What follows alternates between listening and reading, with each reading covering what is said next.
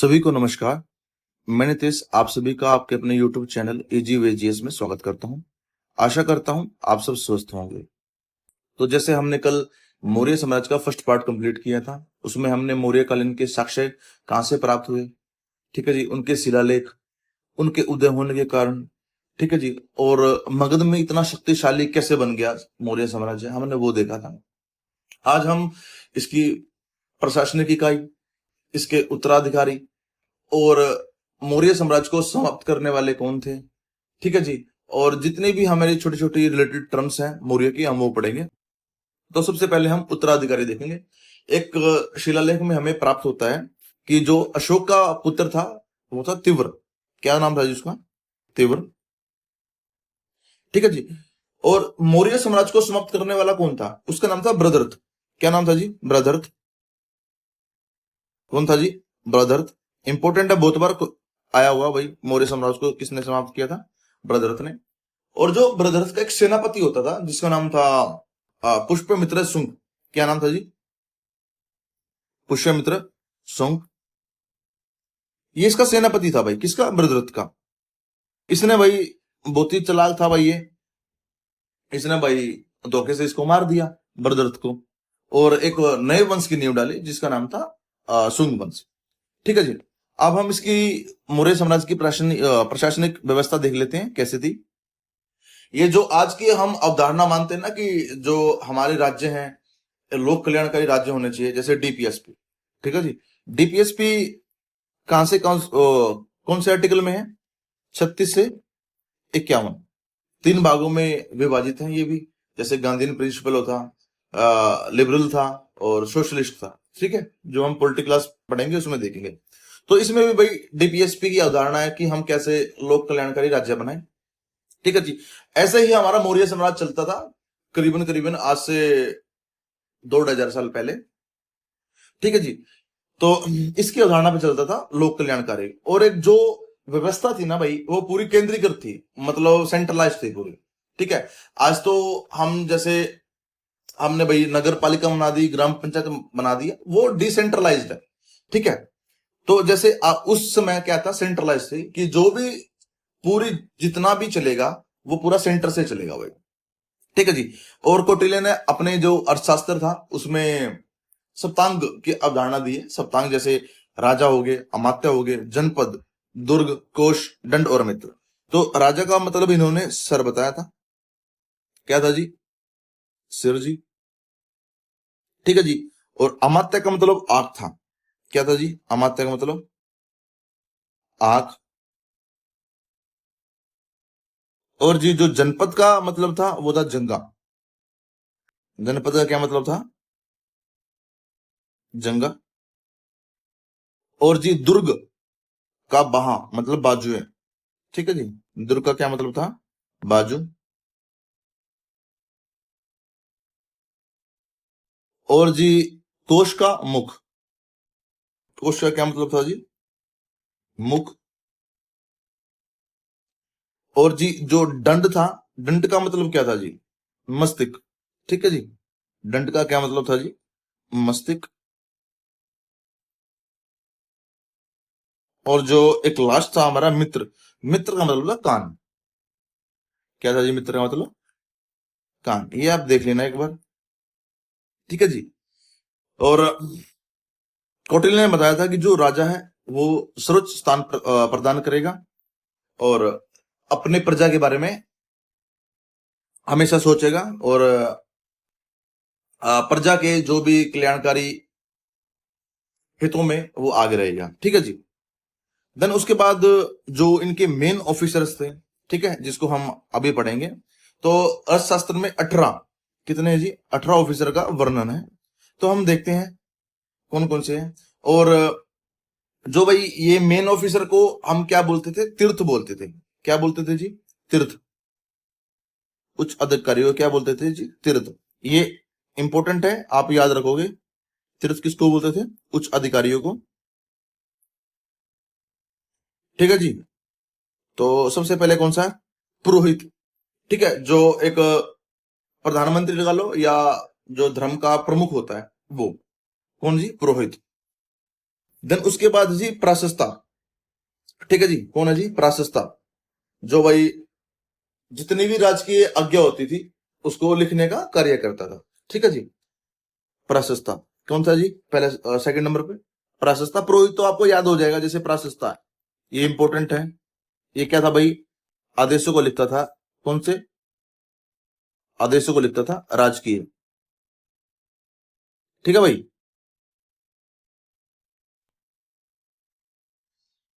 Then उसके बाद था भाई सेनापति। युद्धों में आपको पता है सेनापति का क्या मतलब है, ठीक है?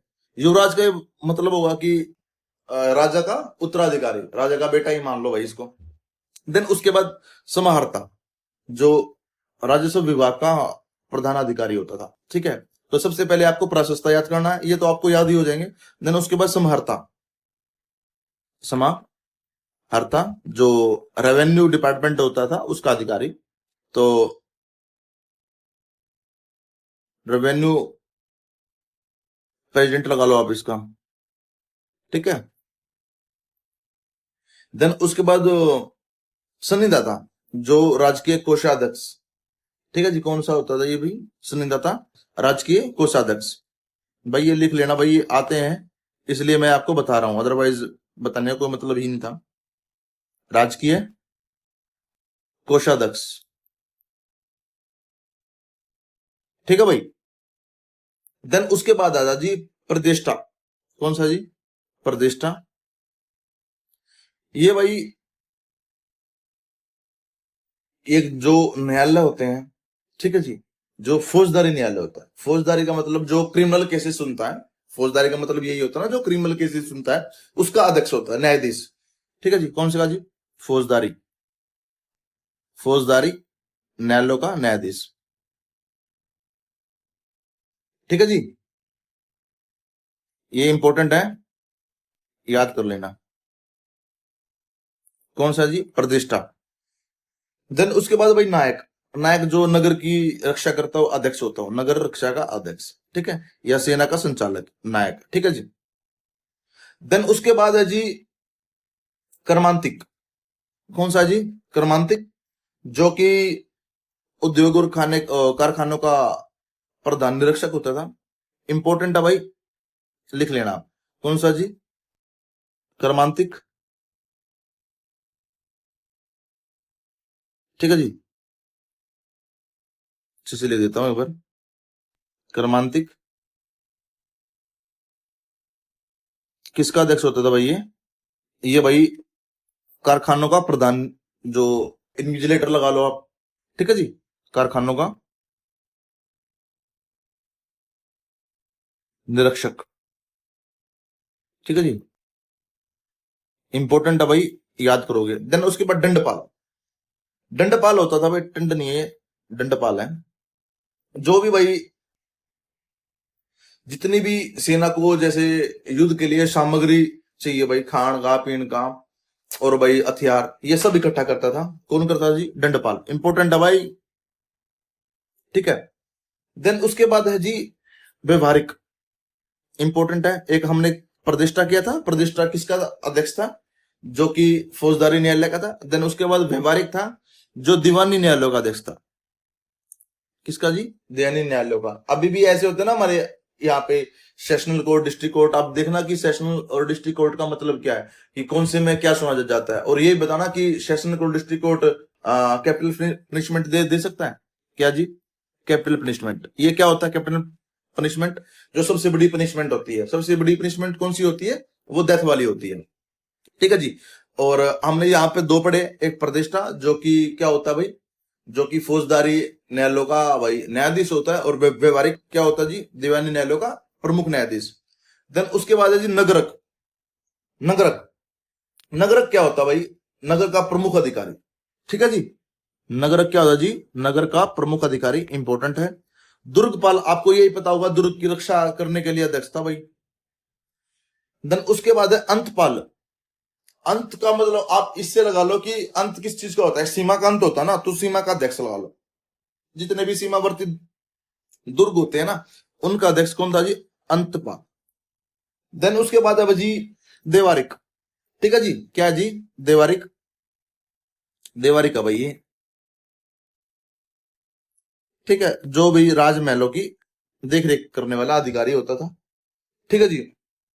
देन उसके बाद है जी अंतर्वेशिक।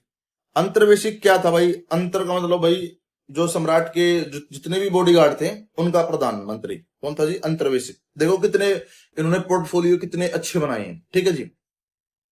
देन उसके बाद होता था जी मंत्री परिषद अध्यक्ष, जो मंत्री परिषद का अध्यक्ष होता था। और लास्ट में आता जी आउटिक। आउटिक जो वन विभाग का अध्यक्ष होता था। तो इंपोर्टेंट कौन कौन से थे? एक पराशस्ता था, ये कौन था भाई पराशस्ता? जो राजकीय आज्ञाओं को लिखने वाला अधिकारी। देन उसके बाद एक समहर्ता किया था हमने, और एक संनिधाता किया था, ठीक है। समर्था कौन था भाई?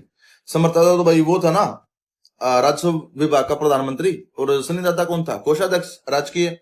देन प्रतिष्ठा किया था हमने, जो फौजदारी न्यायालय का न्यायाधीश था। और व्यवहारिक कौन सा था? दीवानी न्यायालय का न्यायाधीश था, ठीक है। दंडपाल आपको याद हो जाएगा, दुर्गपाल भी याद हो जाएगा। अंतपाल क्या था? सीमावर्ती दुर्ग जितने भी है उनकी देख रेख करना। तो एक बार देख लेना आप, इतने ज्यादा मुश्किल नहीं है, ठीक है भाई। देन उसके बाद भाई अब आ जाते हैं जैसे भाई लोहा अध्यक्ष, ठीक है जी। लोहा अध्यक्ष कौन था भाई? धातुओं का अध्यक्ष। लोहा से आपको पता चल जाएगा। लक्षणाध्यक्ष, लक्षणा मतलब टकसाल नहीं होती है जो, टकसाल जहां पे जिसको हम मिंट बोलते हैं, जहां पे सिक्के बनते हैं, वो उसका अध्यक्ष भाई, ठीक है। कौन सा? लक्षणा। जो मुद्रा अध्यक्ष था, आप ये मुद्रा से मत लगाना, क्योंकि मुद्रा वाला तो लक्षणा अध्यक्ष हो गया ना। मुद्रा ये जो पासपोर्ट नहीं चलते हैं आजकल, पासपोर्ट विभाग का अध्यक्ष। नवा अध्यक्ष तो नेवी से आप लगा सकते हो, झाझरा नेवी विभाग का अध्यक्ष।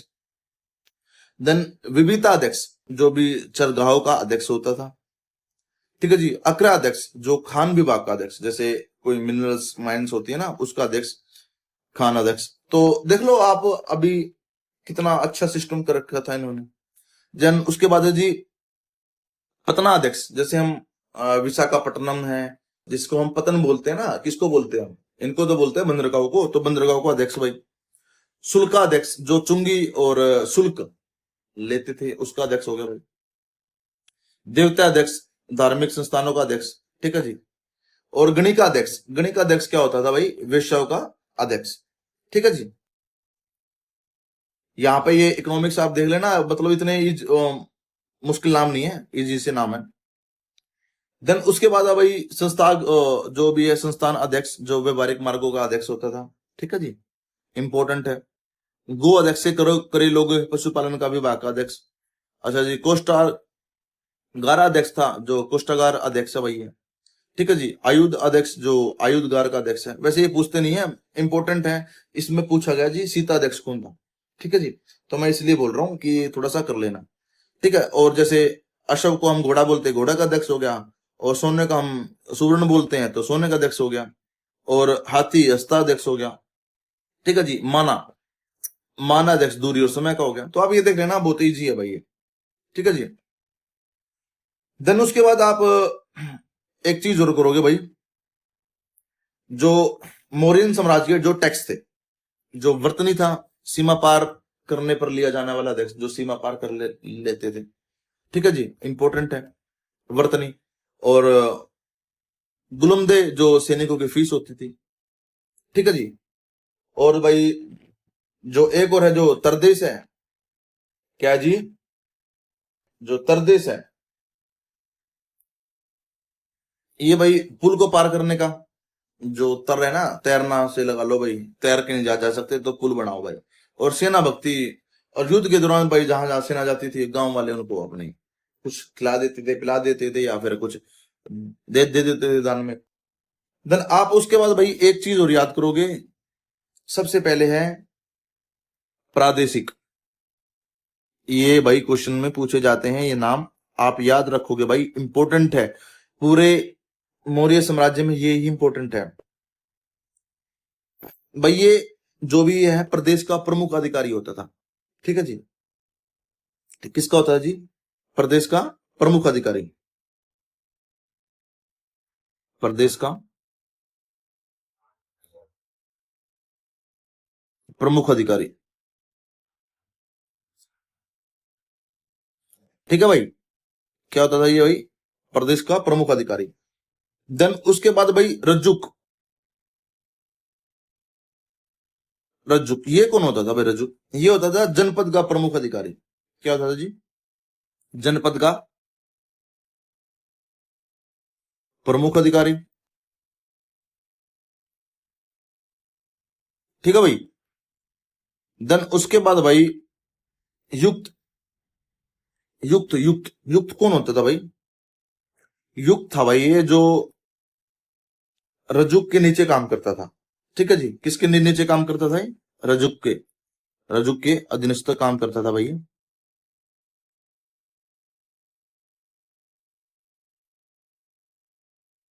ठीक है भाई।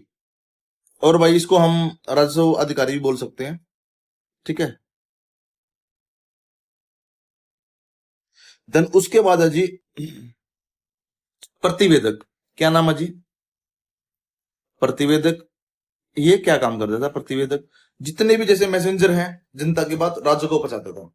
इंपॉर्टेंट है भाई ये भी। जनता की बात, प्रतिवेदक क्या था भाई? जनता की बात राजा को पहुंचाना। राजा को पहुंचाना। ठीक है भाई।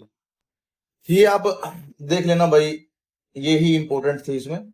देन उसके बाद भाई हम जिक्र कर लेते हैं भाई। हमने देखा ही था कि भाई जो डायरेक्ट डेमोक्रेसी थी वहां पे, सीधा प्रत्यक्ष रूप से सेंट्रलाइज थी। ठीक है जी। देन उसके बाद हम देखते हैं कि इसका जो केंद्र था कैसे बटा था। ठीक है भाई। इसको हम चक्र भी बोलते हैं। सबसे पहले था भाई सेंटर, जिसको हम केंद्र बोलते थे। ठीक है। केंद्र। केंद्र के बाद आते थे प्रांत। प्रांत के बाद क्या आता था? मंडल। क्या था जी? मंडल। ठीक है भाई। मंडल के बाद जी आहार। क्या था जी? आहार या विषय। चार याद हो गए, पहले केंद्र, फिर प्रांत, फिर मंडल, फिर आहार या विषय। देन उसके बाद जी स्थानीय। क्या था जी? स्थानीय। जो 800 गांव मिलकर, जैसे आजकल नहीं है कि भाई एक गांव का सरपंच एक हो गया भाई, फिर पंचायत समिति दो गांवों का भाई अध्यक्ष हो गया, फिर उसके बाद आता भाई जिला परिषद जो 12-13 गांवों का एक अध्यक्ष होता है। तो ऐसे ही है, जो स्थानीय है वो 800, और फिर जैसे 52 गांवों का जो समूह आ जाता था उस पे हम एमएलए बनवाते थे। ठीक है भाई। स्थानीय 800 गांवों का जो समूह होता था, 800 गांवों का समूह, उसको क्या बोलते थे? स्थानीय। देन द्रोणमुख। उसके बाद क्या था जी? द्रोणमुख, जो कि कितने का? 400 गांवों का। 400 गांवों का समूह। देन उसके बाद है जी खारुटिक। ठीक है जी। खारुटिक कितने का जी? 200 का। देन उसके बाद जी संग्रहण। ठीक है जी। क्या जी? संग्रहण, जो कि 10 गांवों का, और लास्ट में ग्राम। तो हमने कौन कौन से? सबसे पहले केंद्र है, फिर प्रांत है, फिर मंडल है, फिर आहार है, फिर स्थानीय है, फिर द्रोणमुख है, फिर खार्वटिक है, फिर संग्रहण है, और फिर ग्राम है। एक बार और रिवाइज करेंगे मेरे साथ। सबसे पहले केंद्र है, देन उसके बाद प्रांत है। ये सीक्वेंस पूछ लेते हैं, बीच में से उठा के पूछ लेते हैं कि ये सीक्वेंस है या कौन सी है। सबसे पहले केंद्र, फिर प्रांत, फिर मंडल, फिर आहार, फिर स्थानीय, द्रोणमुख, जो कि स्थानीय 800 गांवों का, द्रोणमुख 400 गांवों का, खारवटिक 200 गांवों का, संग्रहण 10 गांवों का, और लास्ट में ग्राम। ये इनकी भाई जो प्रांतों का विभाजन था, ऐसे था। ठीक है भाई। देन उसके बाद हम थोड़ी थोड़ी चीज और कर लेते हैं भाई। सबसे पहले भाई गुप्तचर प्रणाली। क्या जी? गुप्तचर प्रणाली। जो कि गुप्तचर प्रणाली है भाई, गुप्तचर के प्रकार होते थे भाई यहाँ पे, इंपॉर्टेंट थे भाई। देखोगे हम गुप्तचर के प्रकार कौन कौन से थे। सबसे पहले भाई काप्टिक। क्या है जी? काप्टिक। ये ऐसे गुप्तचर होते थे जो जो स्टूडेंट के रूप में रहते थे। ठीक है। सपाई एजेंट एज ए, सपाई एज ए स्टूडेंट। ठीक है। विद्यार्थी के रूप में रहते थे भाई ये। देन उसके बाद भाई उदास तिथि। कौन सी है जी? उदास तिथि। उदास तिथि भाई ये सन्यासी के रूप में रहते थे। किसके में जी? सन्यासी। ये सब क्या है जी, गुप्तचर है। मैं लिख देता हूं ऊपर, गुप्तचर। ठीक है भाई। देन उसके बाद आते हैं भाई ये आ, तापस। कौन से जी? तापस। तपस्वी के रूप में रहते थे। ठीक है, तपस्वी भी इसमें। ठीक है जी। और जितनी भी हमारी आजकल इंटेलिजेंसी है, वो रियलिटी में उन्होंने कहीं ना कहीं ये जो गुप्तचर के प्रकार हैं यहां से भी देखे होंगे ना, तो इसलिए इंपॉर्टेंट है भाई। देन उसके बाद गृहपतिक। कौन सा जी? गृहपतिक। ये पता है किसके बेस में रहते थे? किसानों के बेस में रहते थे। ठीक है, किसान के बेस में, किसान के बेस में। देन उसके बाद है भाई आप रसद। कई बार पूछा गया रसद जी, ये भाई क्रूर टाइप के होते थे, बिल्कुल क्रूर प्रवृत्ति के, क्रूर प्रवृत्ति के। देन उसके बाद भाई प्रिवर्जिका कर लो आप। कौन सा जी? प्रिवर्जिका। ये भाई भिक्षुणों की बेस में रहती थी। किसके बेस में रहती थी? भिक्षुणु, भिक्षुणु के बेस में। ये भाई गुप्तचर थे। ठीक है। और कौटिल्य ने भाई दास प्रथा भी थी। कौटिल्य ने भाई 9 दास के प्रकार बताए हैं। ठीक है। सबसे पहला भाई दवजाहरित। मैं लिख देता हूं दास। दास कौन कौन से थे? सबसे ज्यादा था दवजा, दवजाहरित। ये भाई ये जो दास, ये वो दास होते थे युद्ध में जीते हुए, युद्ध में जीते हुए दास।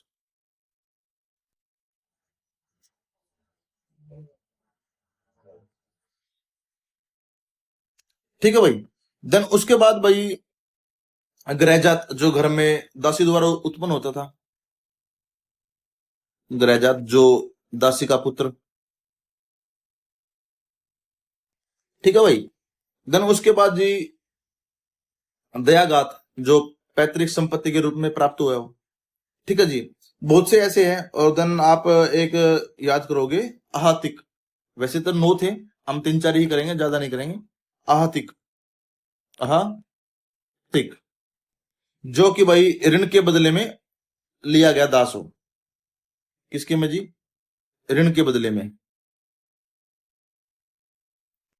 ऋण के बदले में। ठीक है। और भी छोटी छोटी टर्म है। ठीक है भाई। देन उसके बाद भाई हम गुप्तचर हो गए भाई हमारे। और जो इसमें भाई जो विधवाएं भाई, विधवा हो जाती थी, विधवा विवाह प्रचलित था भाई। ठीक है। सबसे इंपॉर्टेंट बात क्या थी? जो विधवा का विवाह था प्रचलित था। और ये माना गया कि भाई कुछ विधवा अगर शादी ना करना चाहे तो वो शादी भी नहीं कर सकती थी ताउम्र। उनको हम छंदवासनी बोलते थे। क्या बोलते थे? छंदवासनी। ठीक है भाई। देन हमारे भाई, हाँ एक चीज हो रही है, आप याद रखोगे कि जो अर्थशास्त्र में ना एक खेती के प्रकार दिए, जैसे कृष्ट, कृष्ट को बोला है जुती हुई खेती, जुती हुई। आकृष्ट में भाई बिना जुती हुई, बिना जुती हुई।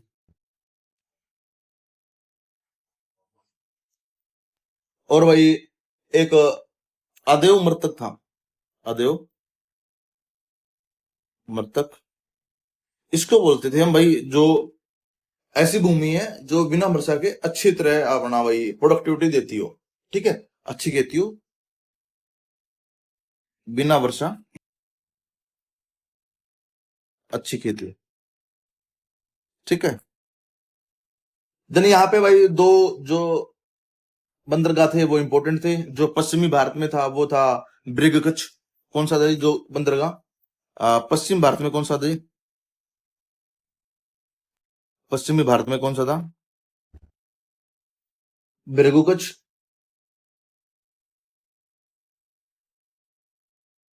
बंदरगाह। और पूर्वी भारत में कौन सा था जी? ताम्रलिप्त। पूर्वी बंदरगाह कौन सा था जी? ताम्रलिप्त कौन सा था जी? ताम्रलिप्त। ठीक है भाई, ये यहाँ के इंपोर्टेंट बंदरगाह भी थे, देख लेना एक बार। तो ऑलमोस्ट हमारा भाई सारा जितना भी था मौर्य साम्राज्य से जितना भी हमने देखा सब कंप्लीट हो गया भाई।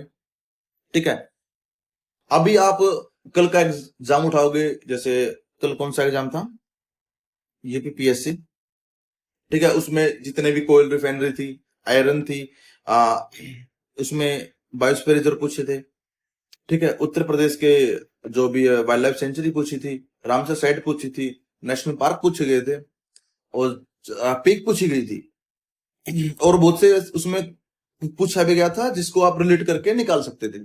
ठीक है, जैसे उसने हैदराबाद जो रिवर था वो पलेरू रिवर के किनारे बताया था, वो हैदराबाद पलेरू रिवर के किनारे नहीं था, मूसी रिवर के किनारे था, जो हमने अपने क्लासेस में कंप्लीट किया था उदय सीरीज में।